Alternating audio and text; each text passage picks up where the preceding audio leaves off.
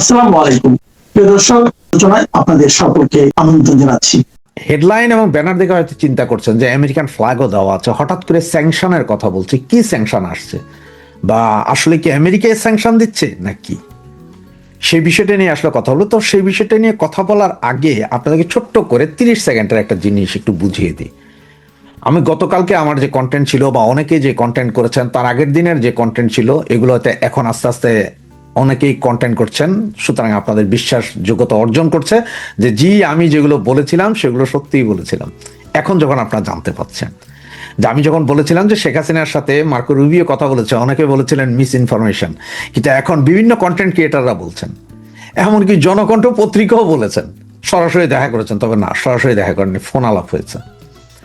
তো যে বিষয়টা নিয়ে কথা বলছিলাম যে গতকাল দুপুরবেলা জামাত, সকালবেলা বিএনপি, এবং তার আগে আপনার ডাক্তার ইউনূসের সাথে আমেরিকা যে বৈঠকগুলো করেছে বা ভার্চুয়ালি বৈঠক করেছে, সেগুলোতে একটা জিনিসই আমেরিকার ছিল, যে আমরা যা করেছি ইন্ট্রিমের সাথে, আমরা যেসব চুক্তিগুলো করেছি এগুলো তোমাদের আমলে বৈধ থাকবে কিনা, বা তোমাদের আমলে তোমরা এগুলোকে সাস্টেন করাতে পারবে কিনা। জামাত বলেছে, স্যার আপনারা যা বলবেন সব, আপনারা দরকার সব নিয়ে যান, কানাচে কানাচে পাড়ায় পাড়ায় ক্যাম্প খোলেন, কোনো সমস্যা নেই, আমগো ক্ষমতা চাই। ডিএমপিও সেম।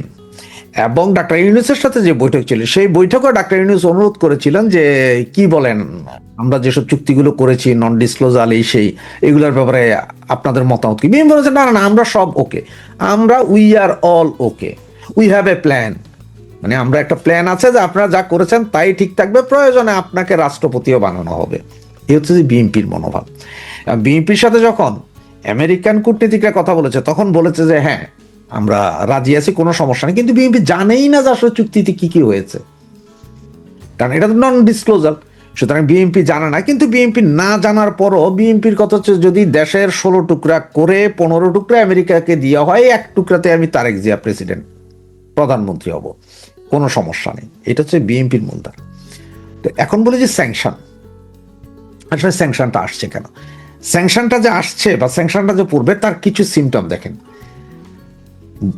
এই যে Bangladesh interim government already Boeing এর সাথে একটা চুক্তি করেছে, 14টা এয়ারবাস, বোয়িং এর এয়ারবাস কিনবে ইউএস থেকে।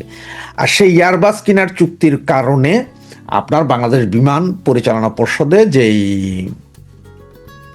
পরিষদটা আছে বা যার ডিরেক্টর আছে, তাদের মধ্যে সম্ভবত 3 থেকে 4 জন এটার বিরোধিতা করেছে। ওরা বলেছে যে ভাই এই মুহূর্তে বোয়িং কেনার দরকার নাই, আমাদের এমনি বিমানের লস, তার উপর আরো কিনা আমরা কত লস দিব, কোথায় বিমান যাবে তার কোনো হদিস নাই এখন।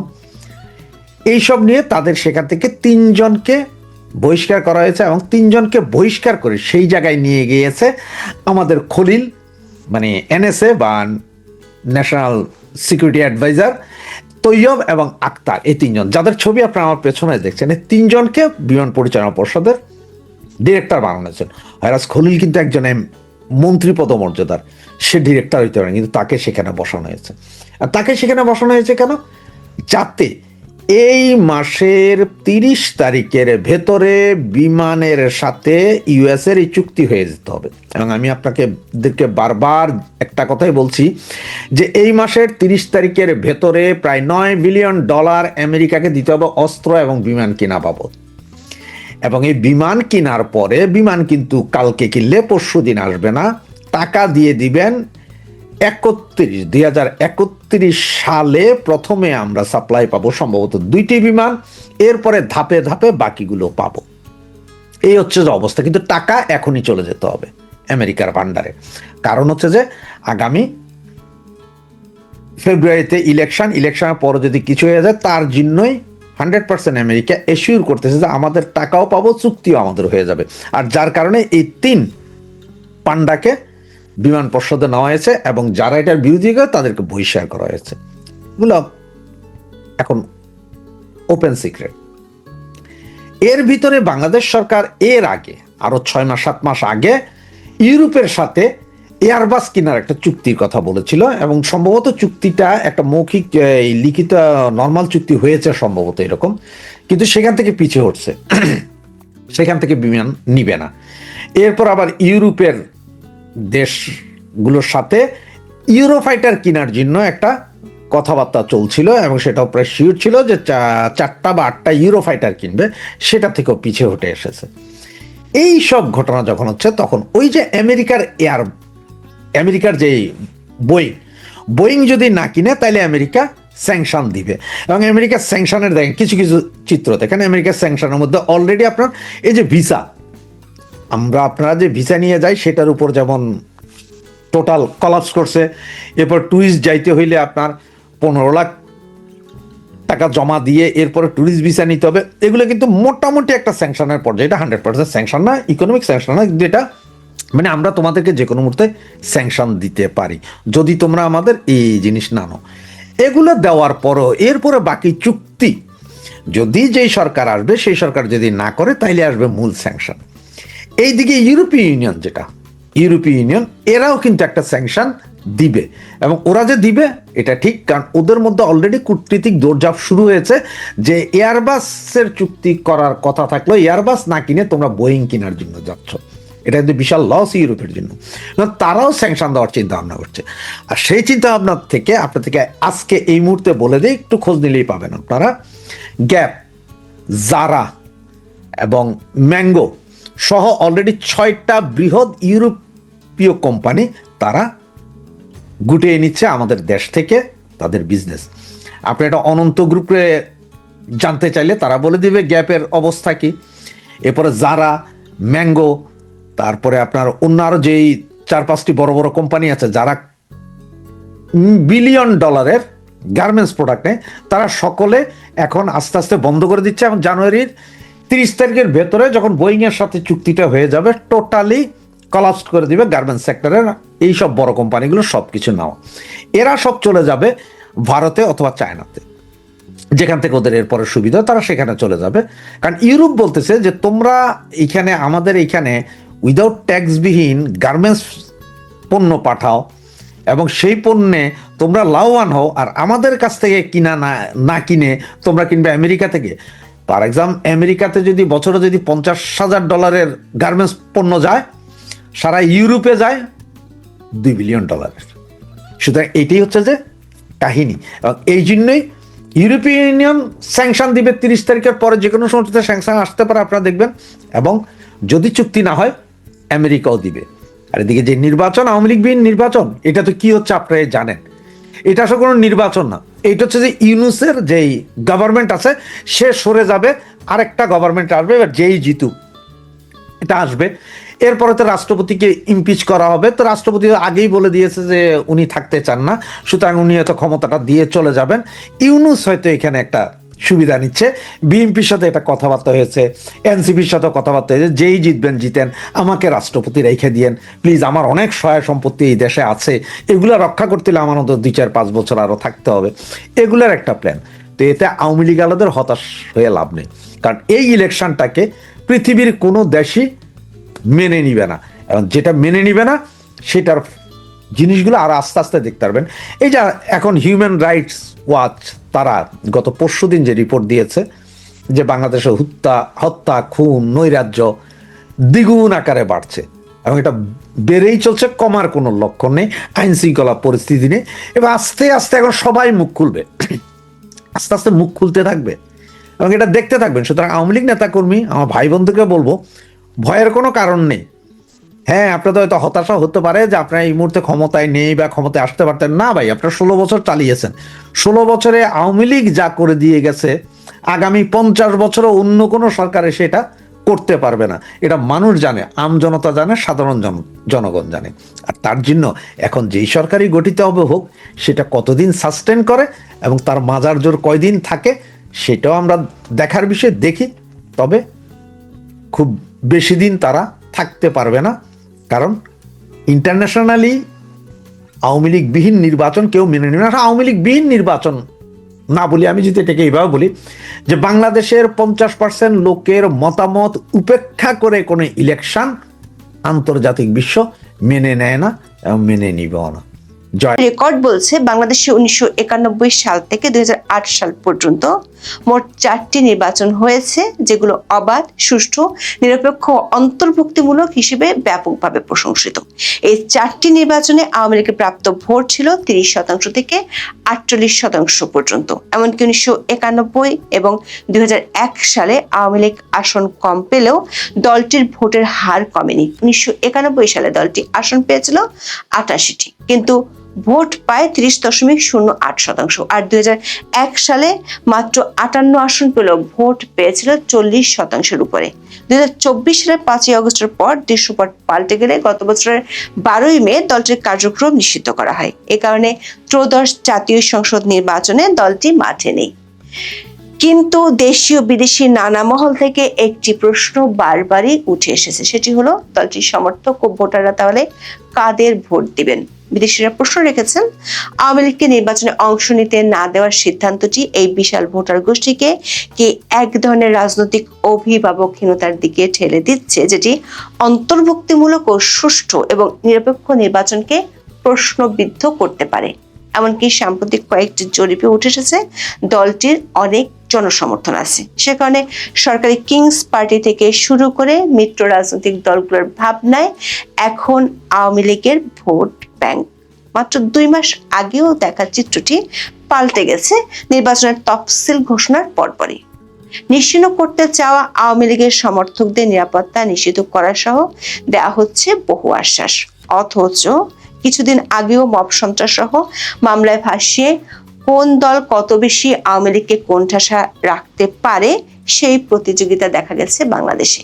পরিসংখ্যানের দিক থেকে এক্ষেত্রে সবচেয়ে বেশি এগিয়ে বিএনপি। তবে তফসিলের পর তাদের প্রার্থীদের মুখে সবচেয়ে জোরালো ভাবে শোনা যাচ্ছে আওয়ামী লীগের প্রশংসা। বিএনপি জোটের হেভিওয়েট প্রার্থী সহ শরিক দলের নেতারাও এখন আওয়ামী লীগের প্রশংসায় পঞ্চমুখ। সম্প্রতি বিএনপি মহাসচিব মির্জা ফখরুল ইসলাম আলমগীর ঠাকুরগাঁয়ে এক সমাবেশে আওয়ামী লীগের সাবেক এমপি রমেশ চন্দ্র সেনের ভূয়সী প্রশংসা করেন। এলাকার উন্নয়নে সাবেক এমপির অবদান তুলে ধরেন। আওয়ামী লীগের ভোটারদের উদ্দেশ্যে বলেন, আওয়ামী লীগ এবং রমেশ চন্দ্র এবার নির্বাচনে নেই। বিএনপিকে আওয়ামী লীগের মতো দল দাবি করে ধানের শীষে ভোট চান তিনি। দর্শক, বিএনপি মহাসচিব নির্বাচনী বৈতরণী পার হতে আওয়ামী লীগের প্রশংসা করছেন, বিএনপিকে দাবি করছেন একই ধরনের আরেকটি দল হিসেবে, অথচ তফসিল ঘোষণার আগে তিনি নিয়মিত ফ্যাসিবাদী দল হিসেবে আখ্যায়িত করেছেন আওয়ামী লীগকে। এমনকি নির্বাহী আদেশে দলটিকে নিষিদ্ধ করার পরপরই অন্তর্বর্তী সরকারকে জানিয়েছিলেন অভিনন্দন। তখন এক বিবৃতিতে বিএনপির পক্ষ থেকে আনন্দ প্রকাশ করেন মির্জা ফখরুল ইসলাম আলমগীর। প্রশ্ন হলো, মাত্র 8 মাস আগে যে দলকে ফ্যাসিবাদী বলেছিলেন, এখন সেই দলকে কিভাবে বিএনপির মতো বলে দাবি করছেন মির্জা ফখরুল? আবার এখন তিনি যে রমেশ চন্দ্র সেনের প্রশংসায় পঞ্চমুখ, তাকে ঠাকুরগাঁও থেকে গ্রেপ্তার করা হয় 2024 সালের 16 আগস্ট। এরপর ঢাকা সহ বিভিন্ন এলাকায় হওয়া হত্যা মামলায় কারাগারে পাঠানো হয়। এর মধ্যে একটিতে জীবিত ব্যক্তিকে নিহত দাবি করে মামলার প্রমাণও পরে পাওয়া গেছে। মিথ্যা তথ্যের ভিত্তিতে করা এই মামলা গত ডিসেম্বরে চূড়ান্ত প্রতিবেদন দেয় ঢাকার গোয়েন্দা পুলিশ। এতে শেখ হাসিনা, রমেশ চন্দ্র সহ 42 জনকে অব্যাহতি দেওয়ার সুপারিশ করা হয়। মির্জা ফখরুলের আওয়ামী লীগের প্রশংসার পর প্রশ্ন উঠেছে, নিজ এলাকার একজন প্রবীণ নেতার উপর হয়রানি ঠেকাতে 1.5 বছরে তিনি কতটা আন্তরিক ছিলেন। ভোটের মাঠে নানামুখী মেরুকরণে কেবল মির্জা ফখরুল নয়, বিএনপি জোটের সব প্রার্থী এখন আওয়ামী আনুকূল্য লাভের চেষ্টায় মরিয়া। সাবেক অ্যাটর্নি জেনারেল মোহাম্মদ আসাদুজ্জামানের বক্তব্যের একটি ভিডিও সোশ্যাল মিডিয়ায় ছড়িয়ে পড়েছে।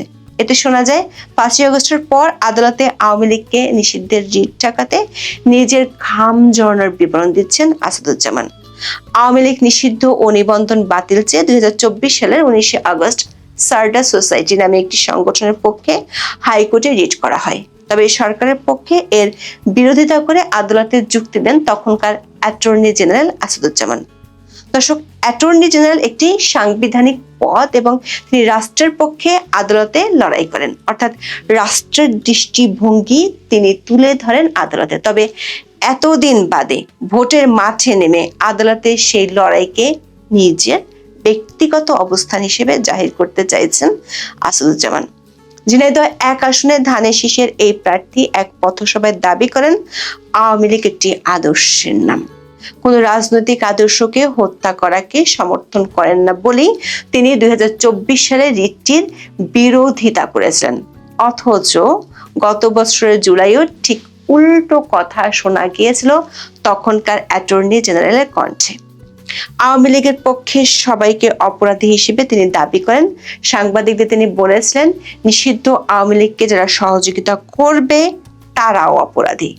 সরকারের নির্বাহী আদেশের পক্ষে সাফাই গেয়ে বলেন, আওয়ামী লীগ এখন নিষিদ্ধ সংগঠন, এই নিষিদ্ধ সত্তাকে প্রত্যক্ষ বা পরোক্ষভাবে যারা সহযোগিতা করছে তারাও অপরাধী হিসেবে বিবেচিত হবেন।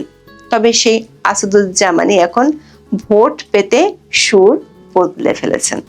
যে দলটি কয়েক মাস আগেও তার কাছে ছিল ফ্যাসিস্ট, এখন তারাই হয়ে গেছে চিরঞ্জীব একটি আদর্শ। বহুরূপী এই ডিগবাজি বাংলাদেশের ভোটের রাজনীতিতে খুবই পুরনো দৃশ্য। প্রশ্ন হলো, নতুন বন্দোবস্ত কায়েমের উদ্যোক্তাদেরও কেন পুরনো পথে হাঁটতে দেখা যাচ্ছে? বিশ্লেষকরা বলছেন, এই বিপরীতমুখী আচরণের কারণ হলো বাংলাদেশের নির্বাচনী ব্যবস্থার গাণিতিক বাস্তবতা। বাংলাদেশের ফার্স্ট পাস্ট দ্য পোস্ট বা এপিটিপি পদ্ধতিতে সামান্য কয়েক ভোটের ব্যবধানে আসন হাতছাড়া হয়ে যেতে পারে। আওয়ামী লীগের 30% ভোট যদি কোনো একটি দলের পক্ষে চলে যায় বা তারা যদি ভোট দিতে না গিয়ে টার্ন আউট কমিয়ে দেয়, তবে বিজয়ী প্রার্থীর বৈধতা যেমন সংকটে পড়বে, তেমনি প্রতিযোগিতায় হেরে যাওয়ার ভয়ও থাকবে। দর্শক, আওয়ামী লীগ যে একটি বড় দল সে কথা বলে নিজের পোর্টফোলিও খুইয়েছিলেন উপদেষ্টা অবসরপ্রাপ্ত ব্রিগেডিয়ার জেনারেল সাখাওয়াত হোসেন। 2024 সালের 12 আগস্ট তিনি বলেছিলেন, আওয়ামী লীগ একটা বড় দল, বাংলাদেশে আওয়ামী লীগের অনেক অবদান আছে যেটা অস্বীকার করা যায় না। এর পরপরই ব্রিগেডিয়ার সাখাওয়াতকে স্বরাষ্ট্র মন্ত্রণালয়ের দায়িত্ব থেকে সরিয়ে দেওয়া হয়। দর্শক, বিএনপির জোট সঙ্গী নুরুল হক নূর তো ঘোষণা দিয়েই ফেলেছেন, এলাকার আওয়ামী লীগ সমর্থকেরা নাকি তাকে ভোট দিতে উন্মুখ হয়ে আছে। এমনকি আওয়ামী লীগের সমর্থকদের শতভাগ ভোট পাওয়ার নিশ্চয়তা দিতেও ছাড়েননি। অথচ গত 1.5 বছরে আওয়ামী লীগ, 14 দল, এমনকি জাতীয় পার্টির ভোটে অংশগ্রহণ ঠেকাতে অগ্রবর্তী ভূমিকা দেখা গেছে নূরকে। এখন বিএনপির বিদ্রোহী প্রার্থীর জনপ্রিয়তার মুখে কাছে পেতে চাইছেন আওয়ামী লীগকে। বিএনপি জোটের পাশাপাশি জামাত জোটও ভুলতে বসেছে আওয়ামী বিরোধী অবস্থান। দৈনিক সমকালের এক প্রতিবেদনে বলা হয়েছে, সুনামগঞ্জ 2 আসনে জামাতে ইসলামের প্রভাবশালী প্রার্থী শিশির মনিরের নির্বাচনী বৈঠকে কার্যক্রম নিষিদ্ধ আওয়ামী লীগের একাধিক নেতা উপস্থিত ছিলেন। তার এক সভায় গোলাপ মিয়া নামের এক আওয়ামী লীগ নেতার বক্তব্য ফেসবুকে স্থানীয়ভাবে ভাইরাল হয়েছে। একই আসনে বিএনপি মনোনীত প্রার্থী নাসির উদ্দিন চৌধুরী সাবেক মন্ত্রী প্রয়াত সুরঞ্জিত সেনগুপ্তর ছেলে সৌমেন সেনগুপ্তকে মাঠে নামানোর চেষ্টা করছে। দর্শক, সারা দেশে দেখা যাচ্ছে একই ধরনের চিত্র। বিবিসি বাংলা, বাংলা নিউজ সহ একাধিক সংবাদ মাধ্যমের প্রতিবেদনে বলা হয়, বিএনপি, জামাত, এনসিপি সহ বিভিন্ন দলের প্রার্থীরা আওয়ামী লীগের সাধারণ কর্মী, সমর্থক, ভোটারদের দ্বারে দ্বারে যাচ্ছেন। পর্দার অন্তরালেও বিভিন্ন পর্যায়ে নেতাদের সঙ্গে যোগাযোগ করছেন। মামলা, গ্রেপ্তার থেকে বাঁচানোর আশ্বাস দিচ্ছেন অনেক প্রার্থী। গোপালগঞ্জের মতো আওয়ামী লীগের সবচেয়ে শক্ত ঘাঁটিতেও দেখা যাচ্ছে একই দৃশ্য। বাংলা নিউজের প্রতিবেদনে বলা হয়, এই জেলায় 5ই আগস্টের পর আওয়ামী লীগের 20,000-এর বেশি নেতাকর্মী বিভিন্ন মামলার আসামি হয়েছেন। বিশেষ করে গত বছরের 16 জুলাই এনসিপি সমাবেশে ঘটনাকে কেন্দ্র করে সহিংসতার পর জেলা আওয়ামী লীগ ও সহযোগী সংগঠনের অনেক নেতা গ্রেপ্তার হন। আবার মামলার আসামি হয়ে পালিয়ে বেড়াচ্ছেন অনেকে। আর এই সুযোগটি নেয়ার চেষ্টা করছে বিএনপি, জামাতের প্রার্থীরা। সবাই নিরাপরাধ আওয়ামী লীগের কর্মী সমর্থকদের গ্রেপ্তার বা হয়রানি না করতে প্রশাসনকে অনুরোধ করেছেন। প্রশ্ন হলো, এসব আশ্বাসের উপর কতটা বিশ্বাস রাখবেন আওয়ামী লীগের মাঠ পর্যায়ের কর্মী সমর্থকেরা? বিশেষ করে 1.5 বছর ধরে চলা সহিংসতার ক্ষত এবং দল নিষিদ্ধ করার আঘাতের উপশম আদৌ কি হবে এই সময়ের প্রতিশ্রুতিতে? আবার দলের শীর্ষ নেতৃত্ব যেখানে ভোট বর্জনের ডাক দিয়েছেন তাতে একতরফা নির্বাচন কতটা আগ্রহ থাকবে মাঠ পর্যায়ে। দর্শক, দিল্লি থেকে সাবেক প্রধানমন্ত্রী শেখ হাসিনা ভোট বর্জনের ডাক দিয়ে অন্তর্বর্তী সরকারকে দুশ্চিন্তায় ফেলে দিয়েছেন। ভারতীয় সংবাদ মাধ্যম এই সময় 17 জানুয়ারি আওয়ামী লীগের সভাপতি শেখ হাসিনার একটি সাক্ষাৎকার প্রকাশিত হয়েছে। সেখানে তিনি আওয়ামী লীগকে বাইরে রেখে নির্বাচনের পরিকল্পনার কড়া সমালোচনা করেন। প্রশ্ন তুলে বলেন, ফেব্রুয়ারিতে নির্বাচন হবে কিনা তার চেয়ে বড় কথা হলো সেই নির্বাচন অবাধ, সুষ্ঠু এবং অংশগ্রহণমূলক হবে কিনা। আওয়ামী লীগকে নিষিদ্ধ রেখে অনুষ্ঠিত নির্বাচন কেবল নামমাত্র নির্বাচন এবং তা গণতন্ত্রের প্রতি উপহাস। নির্বাচনে প্রকৃত স্বতন্ত্র প্রার্থীদের অংশগ্রহণে বাধা দেওয়ার অভিযোগ তোলেন তিনি। একাধিক সূত্র বলছে, নির্বাচনের আগে আওয়ামী লীগ ইস্যুতে সরকারের দুটি দিক থেকে চিন্তা বাড়ছে। একটি হলো বিদেশিদের চাপ। গোয়েন্দা সূত্রের খবর অনুযায়ী আওয়ামী লীগের শীর্ষ পর্যায়ের নেতাদের সাথে দেশের বাইরে ও ভেতরে বেশ কয়েকটি প্রভাবশালী দেশের কূটনীতিকদের বৈঠক হয়েছে। এরপর ওই সব দেশের প্রতিনিধিরা সরকারকে অনানুষ্ঠানিকভাবে অন্তর্ভুক্তিমূলক ছাড়া নির্বাচনের গ্রহণযোগ্যতা ব্যাপকভাবে প্রশ্নবিদ্ধ হওয়ার আশঙ্কার কথা জানিয়েছেন। কূটনীতিকরা মনে করেন, একটি বিশাল ভোট ব্যাংককে হতাশ করা বা তাদের রাজনৈতিক প্রক্রিয়া থেকে দূরে সরিয়ে রাখা দীর্ঘমেয়াদে রাষ্ট্রের স্থিতিশীলতার জন্য হুমকি হতে পারে। কারণ এরই মধ্যে সরকারের পক্ষ থেকে দলটির জনসমর্থন নেই বলে যে স্লোগান দেওয়া হয়েছিল, সেটির অসরতা সরকারের মিত্র রাজনৈতিক দলগুলোই প্রমাণ করেছে। তবে সরকারের কাছে এর চেয়ে বড় চিন্তা হলো, আওয়ামী লীগের সমর্থক ভোটাররা যদি ভোট দিতে না যায় তাহলে সরকারের ঐতিহাসিক নির্বাচন, বিশেষ করে গণভোটে কাস্টিং ভোটের হার সরকারের জন্য বড় লজ্জা ডেকে আনতে পারে। 12 ফেব্রুয়ারি নির্বাচনের পাশাপাশি যে গণভোট হতে যাচ্ছে তার মূল উদ্দেশ্য হলো জুলাই চার্টার বা নতুন সাংবিধানিক সংস্কারের উপর জনগণের সিলমোহর নেওয়া। সরকার গণভোটে হ্যাঁ ভোটের পক্ষে ব্যাপক প্রচারণা চালাচ্ছে, কিন্তু আওয়ামী লীগের 25 থেকে 30% ভোটার যদি ভোট দিতে না যায় তাহলে সরকারের জন্য দুটি সমস্যা তৈরি হতে পারে। প্রথমটি হলো টার্ন আউট সংকট। মোট ভোটার উপস্থিতির হার যদি 40% নিচে থাকে তবে গণভোটের নৈতিক বৈধতা প্রশ্নের মুখে পড়বে। দ্বিতীয়টি হলো নেতিবাচক প্রভাব। আওয়ামী সমর্থকরা যদি সংগঠিতভাবে না ভোট দেয় বা ভোট বর্জন করে তবে সরকারের প্রস্তাবিত সংস্কারগুলো বাস্তবায়নের ম্যান্ডেট দুর্বল হয়ে পড়বে। ফলে আওয়ামী লীগকে নিয়ে সরকার পড়েছে উভয় সংকটে। তবে এখনো পর্যন্ত সরকারের শীর্ষ কর্মকর্তা ও একাধিক গোয়েন্দা সংস্থার তথ্য মতে শেখ হাসিনার ডাকে আওয়ামী লীগের ভোটাররা ভোট বর্জন করবে। হয়তো কিছু কিছু এলাকায় যেখানে সংখ্যালঘু বেশি সেসব এলাকায় ভোটাররা নিরাপত্তার খাতিরে ভোট দিতে ভোট কেন্দ্রে যাবেন, কিন্তু তারা হয়তো কাউকে ভোট দেবেন না। এই আশঙ্কার কথা বিদেশিদের মধ্য থেকেও সরকারকে জানানো হয়েছে। সূত্রগুলো বলছে, সব মিলিয়ে সুষ্ঠু, অবাধ ও নিরপেক্ষ নির্বাচন আয়োজনের চেয়ে সরকারের চিন্তা এখন আওয়ামী লীগকে নিয়ে বেশি। এখন এই পর্যন্ত। সবাই ভালো থাকুন, সুস্থ থাকুন।